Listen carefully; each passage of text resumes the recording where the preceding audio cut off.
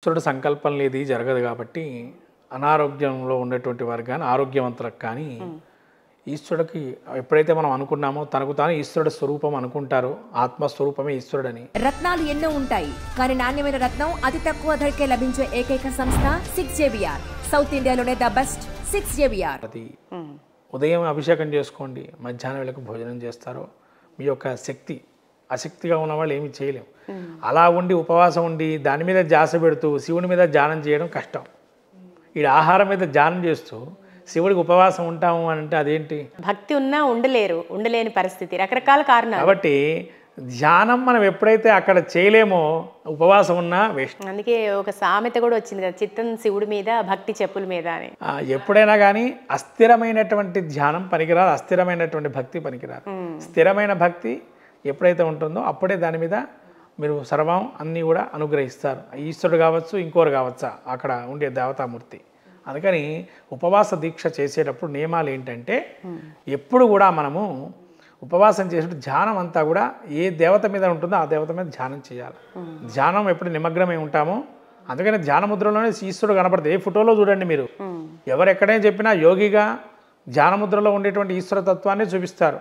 ఎక్కడైనా ఒక ఫోటో మీరు పాత ఫోటోలు ఇప్పుడు ఫోటోలు తీసుకోకండి, పాత ఫోటోలు చూడండి, అంతా ధ్యానంలోనో లేదా వెనకాల ఒక జలపాతంలో ఉండే శివుణ్ణో కానీ చూపిస్తూ ఉంటారు. అంతేగాని శివపరివార ఫోటోలు ఎప్పుడూ లేవు. ఈ మధ్యకాలంలో మనము ఇక శివపరివారాన్ని అంతా ఆరాధన చేద్దాము, ఎందుకంటే అక్కడ ఐకమత్యాన్ని మనం తీసుకోవాలి.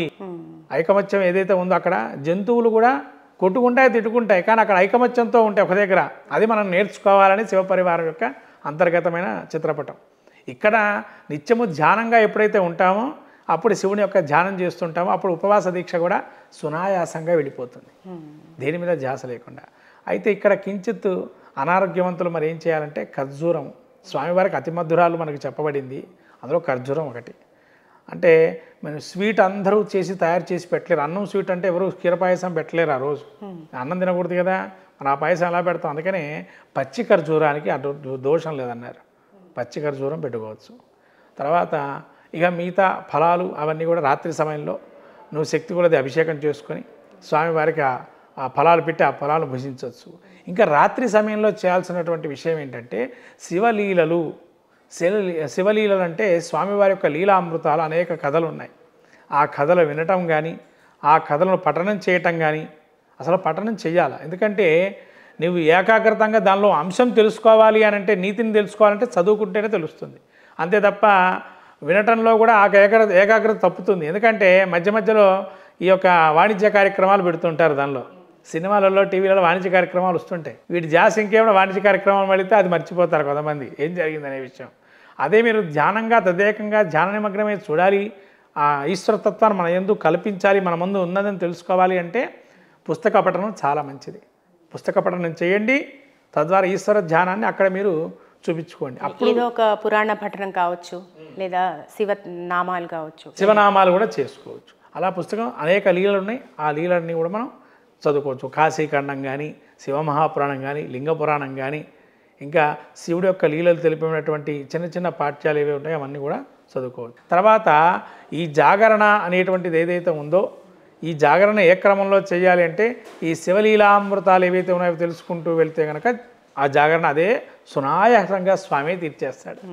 ఇంకోటి మీకు ఈ తత్వాన్ని తెలుసుకున్నప్పుడు ఇంకా ఈ జాగరణ కానీ ఈ యోగి తత్వాలు కానీ ఏవైతే తెలుసుకుంటామో ఇంకా అంతా ఆయన భూతకారకుడు ఆయన్నే, సర్వవ్యాప్త భూతుడు ఆయన్నే, భూతనాథుడు కూడా పేరు ఆయనకే. కాబట్టి అంచము ఆయనే, ఆదియు ఆయనే. కాబట్టి ఇక కొందరు ఉపవాస దీక్ష చేయలేని వాళ్ళు కూడా ఎటువంటి ఇబ్బంది పడక్కర్లే, ఆయన ధ్యానాన్ని చేయండి, తద్వారా ఈశ్వర అనుగ్రహం కలుగుతుంది. ఇక మరుసటి రోజు ఇక ఆ రోజు కొంతమంది మహాన్యాస అభిషేకం చేసుకోవచ్చండి, కామ్యాలు చేసుకోకుండా చేసుకోండి. అది ఒక్క విషయం చెప్తున్నాను, ఏంటంటే కామ్యాలు ఏవి లేకుండా చేయటం అనేది మంచిది మహాశివరాత్రి రోజు. మిగతా మహాశివరాత్రిలో ఎంత కామ్యాన్ని పెట్టుకున్నా మహాశివరాత్రిలో కామ్యం లేకుండా చేయండి, అది ఈశ్వరుడికి వదిలేయండి ఆ సంకల్పం. మన దగ్గర ఈశ్వరార్పణ వస్తువు లేతే పరమేశ్వరార్పణ వస్తువు అంటాం, లేదా కృష్ణార్పణ వస్తువు అంటాం. సాక్షాత్తు కృష్ణుడు కూడా ఈశ్వరుని ధ్యానం చేశాడు, పురాణంలో ఉంది మనకి. అలా ఆయన కూడా అనేక రకాల వరాలను పొందాడు కృష్ణుడు కూడా. కలియుగాంతం వరకు కూడా కృష్ణతత్వం ఉంటుందని అన్నాడు దీనిలో. ఎందుకంటే ఇదివరకు యుగం ద్వాపరయుగం కాగానే వచ్చేటువంటిది కలియుగం. కలియుగంలో కూడా కృష్ణతత్వాన్ని చెప్పబడింది. కృష్ణతత్వం కూడా చెప్పబడింది. ఏది దేని మీద మనం ధ్యాసను పూర్తిగా పెట్టకుండా ఆయన మాయాస్వరూపాన్ని చూపిస్తున్నాడు. ఇక్కడ ఈశ్వరుడైనా కృష్ణుడైనా మాయాస్వరూపాన్ని చూస్తున్నాం. ఈ మాయ నుంచి ఎప్పుడైతే తొలుగుతుందో, మాయ నుంచి ఎప్పుడైతే బయట పడతామో, ఆ మాయాపురం నుంచి ఎప్పుడైతే బయటపడతామో, భవసాగరాల నుంచి అన్నిటి నుంచి, అప్పుడు ఈశ్వరుడు యొక్క అనుగ్రహం కానీ ఆ కృష్ణుడి అనుగ్రహం కలుగుతుంది. అప్పుడే మోక్ష సాధనము, ఉత్తమ గతులు, ఉత్తమ లోకాలు పొందుతారు.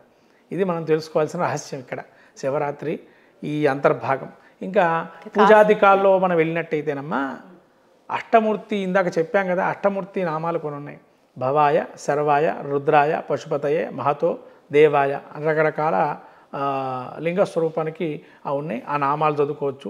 అష్టోత్తరం మాత్రం చాలా రకంగా ఆరాధన చేయాలి. ఎందుకంటే అష్టమూర్త్యాత్మనే నమః, సోమసూర్యాగ్లోచనాయ నమః అని మనకి అష్టోత్తరంలో చెప్పబడింది. ఆయన వధలు కానీ, ఆయన పురాణ కథలు కానీ, నామాలు కానీ అన్నీ అందులోనే ఉన్నాయి. ఎక్కడ వెతుక్కోక్కర్లేదు. అందుకని ఎవరి శక్త్యానుసారం కానీ 108 నామాలు 100 సార్లు చేయండి జపం. అభిషేకం చేయలేని శక్తి లేని వాళ్ళు 108 సార్లు అదే నామాన్ని జపం చేస్తుండండి. 100 సార్లు చేయండి, ఆ ఫలితం ఉంటుంది. ఇక శక్తి ఉన్న వాళ్ళు మహాన్యాసము, ఇంట్లో కూడా మురలింగానికి ఇప్పుడు కాలంలో మట్టిలతో లింగం తయారు చేస్తున్నారు. లింగాలు అలా కూడా చేసుకోవచ్చు. లేదా స్ఫటికలింగం అయినా పర్వాలేదు, రాతిలింగాలకు కూడా పర్వాలేదు. అది మన శక్తి ఏది ఉంటే ఈశ్వరుడికి ఇంట్లో మొదటి నుంచి అనాదిగా ఏదైతే ఇంట్లో వస్తుందో ఆ శివలింగానికి కూడా ఆరాధన చేయొచ్చు. అలా అభిషేకం చేసుకోవడం కూడా ఈశ్వరుని అనుగ్రహం కలుగుతుంది. ఇప్పుడు మామూలు రోజుల్లో కూడా మహాన్యాస రుద్రాభిషేకం కావచ్చు, మామూలు రుద్రాభిషేకం అయినా కూడా ఎంతో అఖండ ఫలితాన్ని ఇస్తుందంటారు. అలాంటిది మహాశివరాత్రి పర్వదినాన ఉదయం ఎట్లాంటి అభిషేకం చేసుకోవాలి, అదేవిధంగా మహాన్యాస రుద్రాభిషేకం ఇవాళ చేసుకున్నట్టయితే రకరకాల సమస్యలతో బాధపడే వారికి వారి సమస్యలు తీరుతాయా, అదేవిధంగా రాత్రి వేళ మహాశివరాత్రి లింగోద్భవ కాలం అప్పుడు ఎటువంటి అభిషేకం చేయాలంటారు? ఇక్కడ ఇంకొక విషయం ఏంటంటే, మీరు లింగోద్భవ కాలానికి ఉన్నటువంటిది వేరేటువంటి అభిషేకానికి ఉన్న ఫలితం చూస్తే కనుక, లింగోద్భవ కాలానికి ఉండేటువంటి అభిషేక ప్రాధాన్యం ఏంటంటే ఈశ్వరుడికి అంకితం చేయాలా. అది మాత్రం ఈశ్వరుడికి అంకితం అంటే, స్వామి ఈ అభిషేకాన్ని నీకే అంకితం చేస్తున్నాను అని ఆ యొక్క అభిషేకాన్ని ఈశ్వరుడికి అప్పచెప్పాలి. మన లింగోద్భవ కాలం అప్పుడు చేసేటువంటిది. మిగతా కాలాల్లో చేసే అభిషేకాలు ఏవైతే ఉన్నాయో అవి కామ్యానికి చేసుకుంటున్నాం. అది కామ్యం అంటే ఒకరికి సంతానం కావచ్చు, ఒకరికి ఉద్యోగం కావచ్చు, ఒకరి ఆరోగ్యం కావచ్చు, ఒకరికి అన్నీ ఉన్నా కూడా మనస్సు చింతనాభావంతో ఉండటము, రకరకాలైనటువంటి జీవన వ్యవస్థలో చింద్రాభిన్నమైనటువంటి ఇబ్బందులతో బాధపడుతూ ఉంటారు. కాబట్టి అటువంటి పాశుపత అస్త్రాలు కానీ, లేదా మామూలుగా అభిషేకం చేసుకోవటం, ఏకరుద్ర వారాభిషేకం చేసుకోవటం, ఇవన్నీ కూడా స్వామివారి యొక్క లీలలు చెప్తున్నాయి. ఆ అభిషేకంలో కూడా ఏమీ చెప్పట్లేదు. వేదమంత్రం యజుశాఖ ఏం చెబుతుందంటే, ఈ నమ్మక చమకాదుల్లో కూడా స్వామి ఎందున్నాడు, ఏ విధంగా ఉన్నాడు, ఏ నామంతో ఉన్నాడు, దేనికి అధిపతి, దేనికి అధినాథుడు అనేది చెప్పబడుతూ, ఏది కావాలో కామ్యాన్ని గురించి తెలుపబడేదే చమకం. కాబట్టి ఈ నమ్మక చమకాదులతోని అభిషేకం చేస్తే కూడా చాలు. న్యాసం చేయలేని వాడు కనీసం నమ్మక చమకంతో అభిషేకం చేసినా శివుడి యొక్క అనుగ్రహం కలుగుతుంది. అది మనం చూడాల్సిన విషయం. ఇక లింగోద్భవ కాలం అప్పుడు కొంతమంది లీలామానుష విగ్రహ కళ్యాణాలు చేసేవాళ్ళు కొంతమంది ఉంటారు. రాత్రి సమయంలో కళ్యాణోత్సవం చేస్తుంటారు. ఎందుకంటే అంత మహత్తర నిర్వికార రూపం, ఆయన గోత్రాలు అడుగుతారట. ఈశ్వరుణ్ణి కళ్యాణ సమయంలో మనకు పురాణంలో తెలపబడింది, లింగ పురాణంలో గోత్రాలు అడుగుతారు. స్వామి మరి నారదుని అడుగుతుందట, మరి ఆయన గోత్రం ఏంటి, ఆయన ఎక్కడ ఉద్భవించాడు, తాతలేని ముత్తాతలేని.